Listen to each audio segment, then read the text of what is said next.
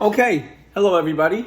Since I'm alone and making Gravlax at home, I've come up with this really ingenious way of tying my phone up to angle it down on the counter. Here I am, to angle it down on the counter with a piece of string and some strawberries.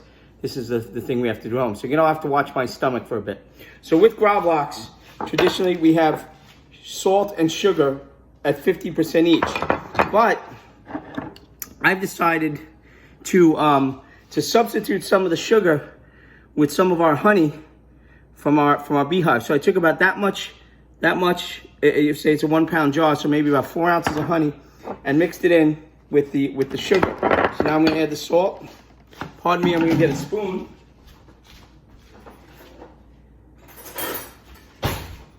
And just stir that together. Oh, it's nice and sticky. So yeah, this should not be a problem. And I'm hoping that this honey imparts some of its flavors into the Gravlax. So what I usually like to do, I always do I call it a trinity of zest. I always take some orange, lemon, and lime zest. Whenever anything calls for zest, I just like the 3 flavors. So we're gonna stick that right in there. All right. Then we're gonna take some of this honey sugar mixture. We're just gonna put it all over there in the middle. And then back to the salmon is skinned, and then we're gonna turn it opposite. And I'm gonna take the rest of it, this mixture. Oh, forgot the dill. Very important. Fresh dill, always in there. Okay, some fresh dill. Put that right on top. I'm gonna take the rest of it. It's really not rocket science, or as I like to say, it's really not rocket surgery when you're making this stuff. Just flip it over. Remainder of the salt, more dill. You don't want to waste any of that honey. It should impart some really good flavor in there. Rinse off my hands.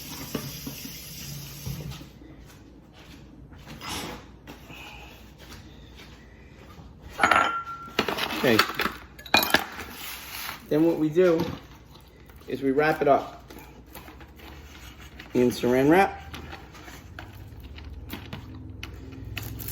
Let me tell you, just gonna add a little more honey to the top. I don't know if you see. Whoop, bring it back. Add some to the top like that, and we'll do it again on the bottom since it really didn't seem to have any effect. I thought it would liquefy the sugar a little bit, but it really didn't seem to have that effect. So we're gonna roll this onto our saran wrap. Okay. Put this back on top.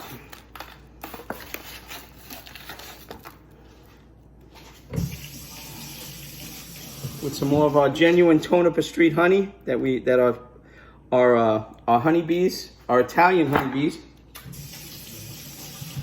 whose queen we named Antonia, made for us. So we need to wrap that up tight.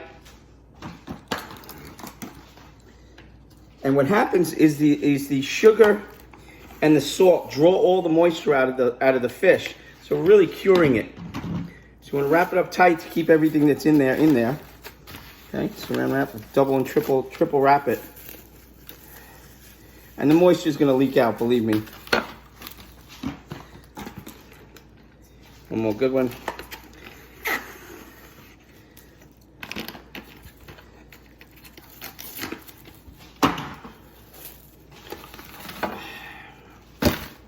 What I really need is a huge saran wrap we have at work, but that's okay, we'll do with what we have.